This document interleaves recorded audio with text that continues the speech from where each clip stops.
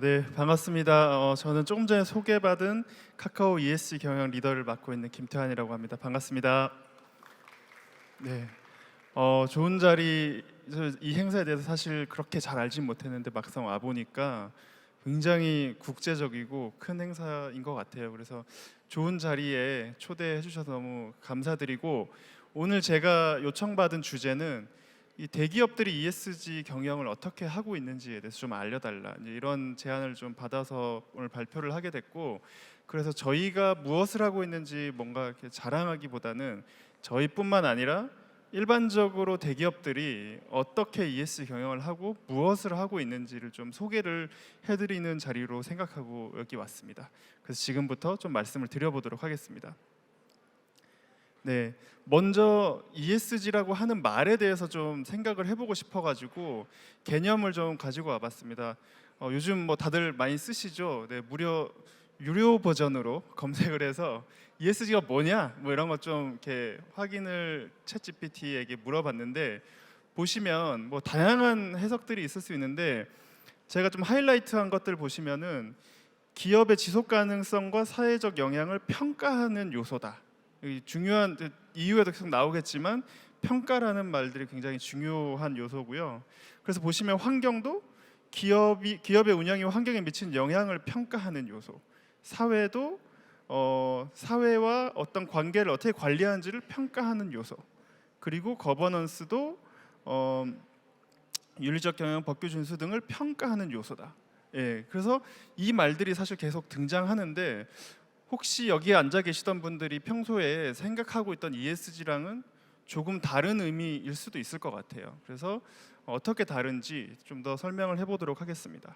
일단 좀 재미있을 만한 자료들을 좀 찾아봤는데, ESG라고 하는 말에 대해서 우리가 어떻게 생각하고 있고 어떻게 쓰이고 있는가, 이거는 지난 5년 동안에 ESG를 한국에서 얼마나 검색하고 있는지에 대해서 구글 트렌드에서 찾아본 자료인데요. 보시면 서스테이너빌리티도 있고 지속 가능성도 있고 CSR도 있고 사회공헌도 있는데, ESG란 말이 한 2021년, 그때가 이제 코로나도 되고 바이든 대통령도 당선되고 ESG란 말이 본격적으로 미디어에 소개되기 시작하던 시기고요.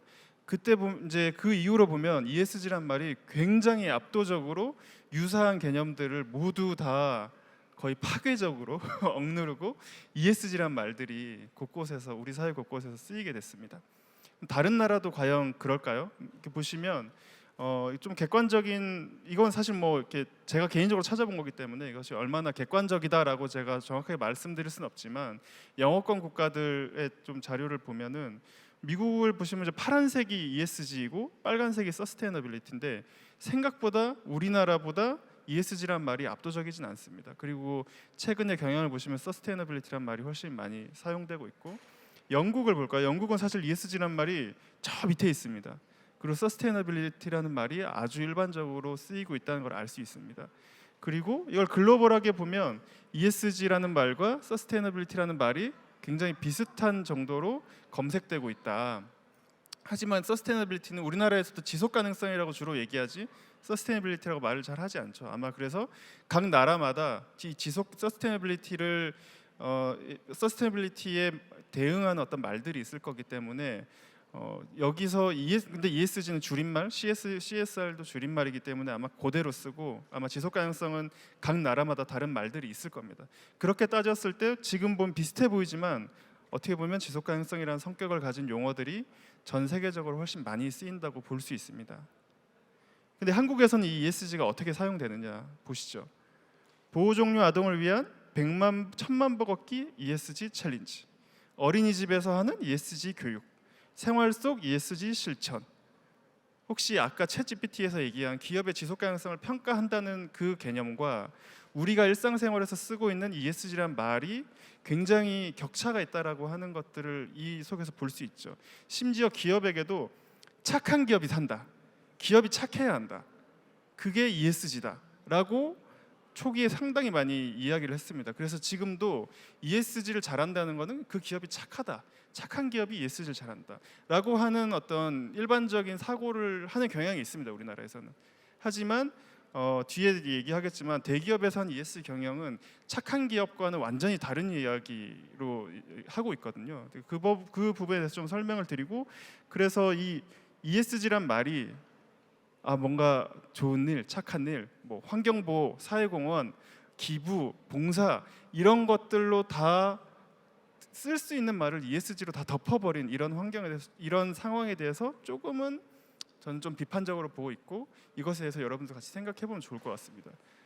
그 글로벌한 기업들의 홈페이지에 한번 들어가 보시면 사실 ESG라는 말을 찾기가 어렵습니다.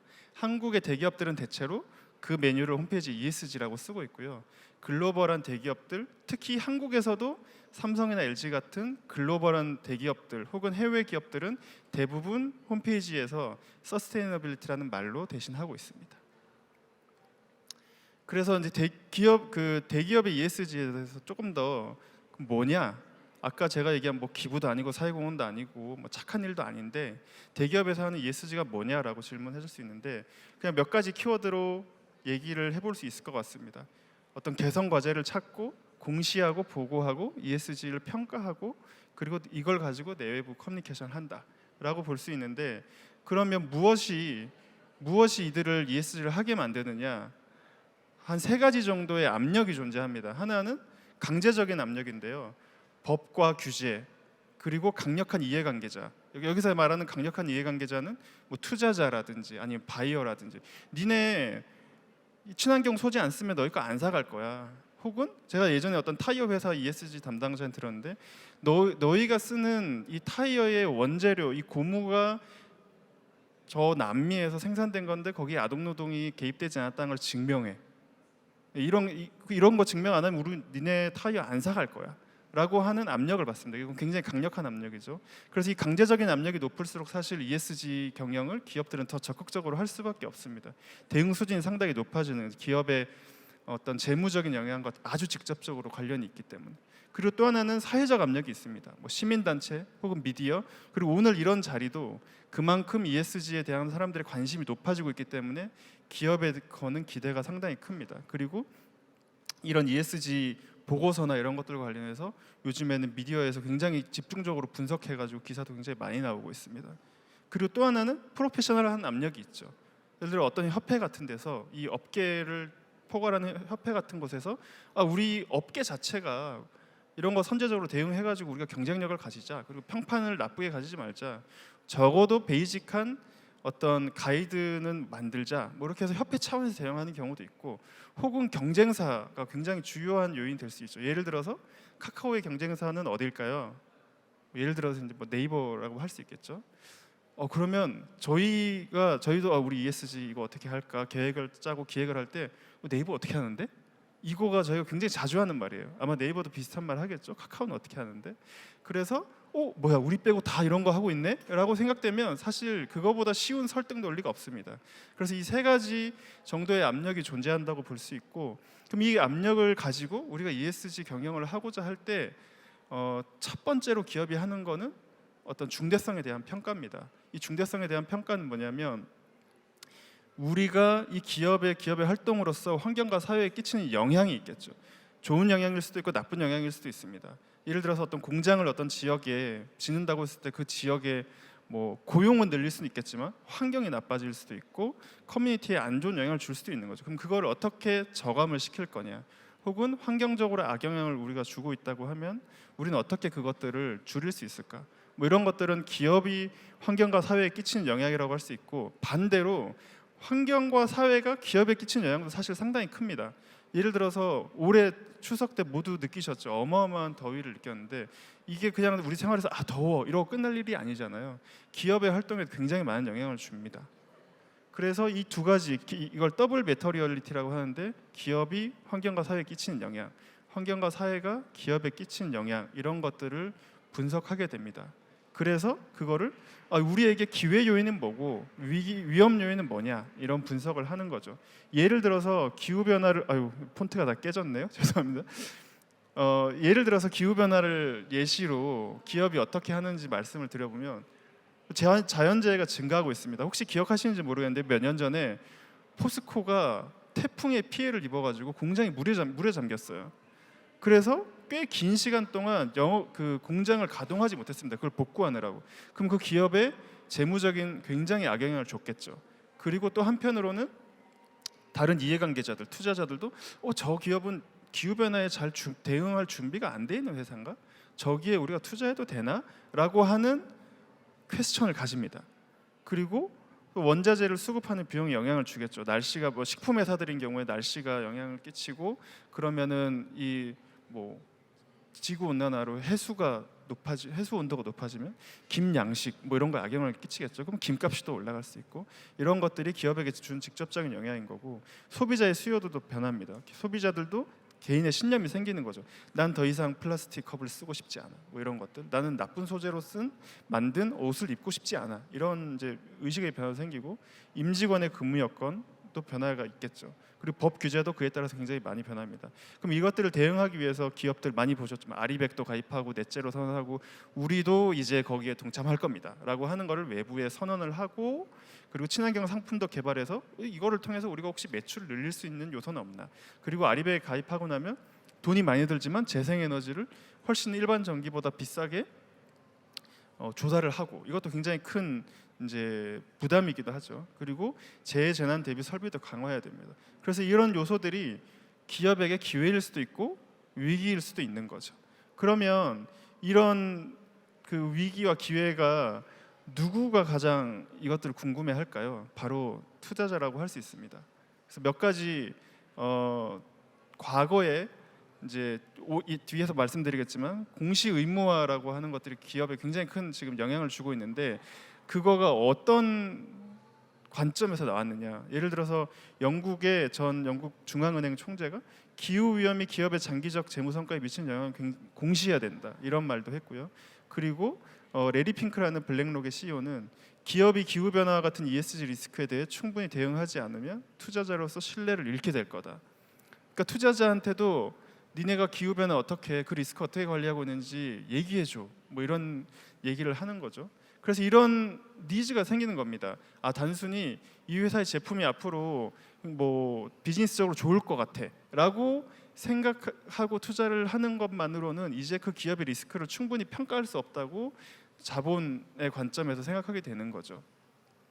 그래서 2021년 COP26이라는 기후변화 당사국 총회에서 우리가 전 세계가 이 기후변화와 관련한 기업의 영향력을 공시할 수 있는 어떤 기준을 만들죠. 지금은 사실 기준이 명확하지 않습니다. 그래서 기업마다 굉장히 다른 기준을 적용하고 있는데 그거를 통일해보자라고 하는 결의가 있었고 그래서 국제 지속가능성 스탠다드 커미티라는 곳에서 ISSB라고 하는 곳에서 공시 기준을 발표했습니다. 그게 2025년부터 적용을 될 예정이고 한국도 그거에 준용해가지고 지속가능성 공시 초안이라는 거를 발표했습니다. 아마 아직 시기는 정해지지 않았는데 올해 말 정도에 언제부터 이걸 적용할 거냐라고 하는 것이 발표될 것 같습니다. 그리고 EU와 미국도 비슷한 공시 기준을 만들어서 발표하고 있습니다. 여기서 다 조금씩 다르지만 가장 큰 핵심은 기후 공시입니다. 이 기업들이 기후 변화에 어떻게 대응하고 있는지 단순히 아까 말씀드린 것처럼 기후 변화를 위해서 환경에 좋은 일을 많이 하고 있나요? 그러면 투자를 해야겠네요. 그것이 아니고요. 이 기업이 기후 변화로 인해서 받게 되는 리스크는 뭐고 혹은 기회는 뭐고 이거 너희가 아주 구체적으로 분석해서 공개해. 그래서 투자를 하는 사람이 그걸 보고 투자할지 말지 결정하는 거야. 근데 지금 그게 없어가지고 잘 모르겠어. 근데 막상 투자했더니 이거 기후 변화 때문에 평판을 잃게 되는 어떤 기업이었던 것일 수도 있고 리스크가 높아진 기업일 수도 있는 거죠. 그래서 그거를 투명하게 공개해주고 다른 기업하고 비교 가능하도록 공개해라라고 하는 기준이라고 볼 수 있습니다.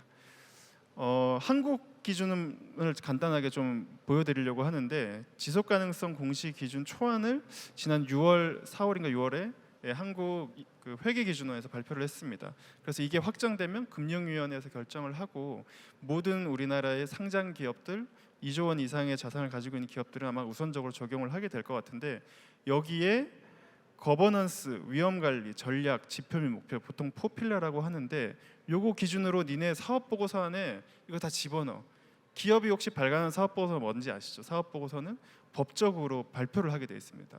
근데 지금 ESG 보고서 같은 경우에는 사실 의무는 아니거든요. 하지만 의무적으로 기업이 이제 발간하는 사업 보고서 안에 이걸 넣어서 발표를 해라고 하고 있습니다. 거기에 들어가야 되는 거는 이사회가 이거 결정한 거야. 이런 결정 넷째로 하겠다는 건 사실 굉장히 큰 부담을 가지는데 이거 ES 경영팀에서 결정한 거야? 아니면 CEO가 결정한 거야? 아니면 이사회에서 결정한 거야? 당연하게도 이사회에서 이걸 결정했다면 이 기업이 이것을 반드시 달성하겠다라고 하는 어떤 책임감을 보여주는, 책무성을 보여주는 거죠. 그렇기 때문에 의사결정의 단위가 어떻게 되는지 뭐 이런 것들도 공개하라고 하고 몇 년까지 얼마나 탄소 배출을 줄일 건지 이런 것들도 발표를 하게 됐습니다. 그리고 거기서 중요한 건 이런 목표가 경영진들의 KPI에 포함되느냐, 그냥 경영진이 뭐 하면 좋은 거네요 라고 하는 것이 아니라 이 경영진이 성과를 보상받는 기준 안에 이 KPI로서 들어가야 된다. 그리고 너희는 어떻게 이걸 달성할 거냐 이런 것들을 이제 공개하라고 하고 있습니다. 그러면 기업들은 이것에 대해서 빨리 해야 되는데 사실 굉장히 쉬운 일이 아닙니다. 굉장히 난이도가 있는 일이고 예를 들어서 연결 기준으로 발표를 해야 됩니다. 연결 기준이란 말이 혹시 어떤 말씀인지 아실 텐데 사업 보고서가 연결 기준이죠. 우리 회사가 지배권을 행사하고 있는 계열사들까지 모두 묶어서 발표를 하라는 의미입니다. 예를 들어서 저희 카카오의 자회사는 카카오 엔터테인먼트라고 있죠. 엔터테인먼트의 자회사는 BH 엔터테인먼트라고 이병헌이 소속된 곳이 있죠. 그럼 이병헌이 영화를 촬영하러 다니죠. 그러면 그가 타고 다니는 차가 있을 거 아니에요. 차에서 발생시키는 온실가스 배출량은 보통 스콥 1이라고 하는 것에 포함이 되는데 그러면 그런 작은 거 하나까지 너희가 돈을 버는 구석구석에서 발생하는 온실가스 배출량 다 측정해 라고 하는 굉장히 어마어마한 굉장히 무한대의 노력이 필요한 일들을 해야 됩니다. 그래서 그런 데이터를 모으는 작업들을 해야 되고 그 배출량을 외부로부터 검증받아서 발표를 해야 됩니다. 그리고 그것이 우리의 재무적인 영향을 어떻게 주는지, 만약에 온실가스 배출량이 늘어나면 재생에너지를 더 많이 사야 됩니다. 그러면 재생에너지가 엄청 비싸거든요. 그러면 그 회사의 재무적 부담이 늘어나는 거죠. 그런 걸 알고 싶다는 겁니다.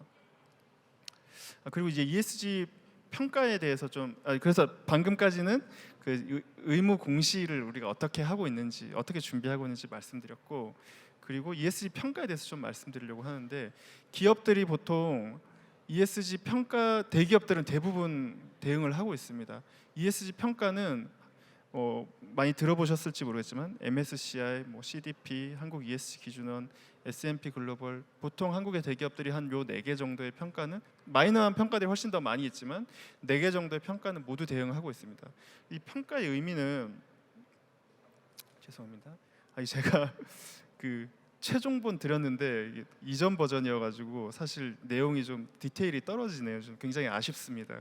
정성껏 준비한 PT를 드렸는데 초안이 여기 지금 나오고 있어서 폰트도 지금 다 깨지고 있고 굉장히 안타까운데, 아무튼 ESG 평가는 어떤 이 평가사마다 사실 기준이 다 다릅니다. 그래서 이 평가사의 기준들이 공개가 되고 그거에 맞춰서 우리 회사는 어떤 이 평가 기준에 어느 정도 레벨에 있다라고 하는 걸 보여주고, 그러면 최종적으로 점수나 등급으로 발표가 됩니다. 그래서 ESG 평가가 쉽게 얘기하면 시험 같은 거죠.